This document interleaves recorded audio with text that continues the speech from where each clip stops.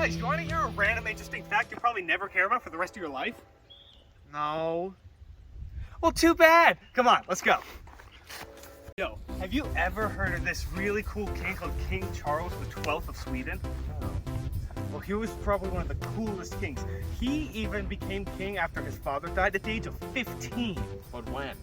Like the late 17th, early 18th century. Nobody cares about your opinion. Get out of here. Hey, Yeah? what are you doing at a playground? Your mom? You're using my extremely expensive time travel devices to go to a playground that's right next to where we live. You know it's still there, right? Yeah, I know. Let's just get back to work. We are working in a very fun environment. It's helpful for the human mind. Anyway, so King Charles the 12th, or Carolus Rex, as you could say in Latin, it's a really cool name, was really only known for the Great Northern War. Mainly because he died, but also because it was one of the coolest things he could have possibly done as king. I mean, imagine Sweden, the Empire of Sweden, and then all the surrounding nations, the Russian Empire, the Polish-Lithuanian Empire, the Denmark-Norway Empire, and them all ganging up on Sweden because, hey, there's a 15-year-old king and we want to take back what's ours. It seemed like it was going to be a losing war because all the odds were stacked against him. He was surrounded by all sides. And I mean, is that Larry? That is Larry, isn't it?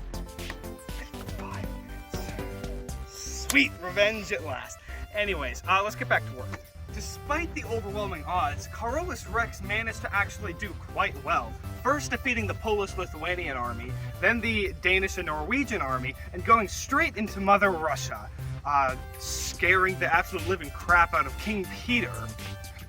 Carolus Rex had the Russian army pinned, and it seemed like a won war and victory was theirs until the Battle of Poltava, where the Russian army surrounded and nearly captured Carolus Rex and destroyed and killed most of his army to where he had to retreat all the way to the Ottoman Empire to make a very slow recovery.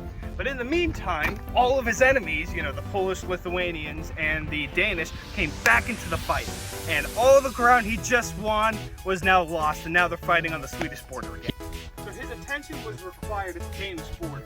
So he had to travel all the way through Sweden to go, you know, fight the Danes, along with his fellow countrymen and even some French volunteers because they decided to help out in the war for a bit.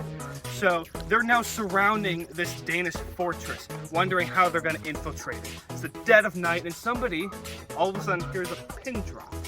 Huh, that's weird. Oh my goodness, the king is dead. Is that my cue? That's your cue. That's your cue. Be dead. No.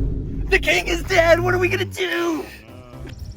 Carolus Rex would later be known as either one of the greatest or worst kings of Sweden. Some people saw him as bringing glory to the nation, and some people saw him as destroying it. Either way, it's pretty controversial, but it's a really cool story. Kind of a cool guy if you went absolutely crazy, power-hungry mad and thought he was a divine being from God. It was really weird, but it was really cool. I recommend you look it up on your own time. I'm gonna cut it short because I am starving. I really want a cheeseburger.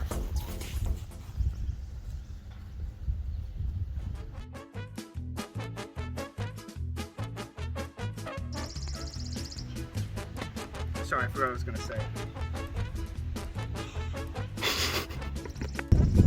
Carolus Rex had not the Finnish army. I was about to say had the Finnish army. And all of a sudden,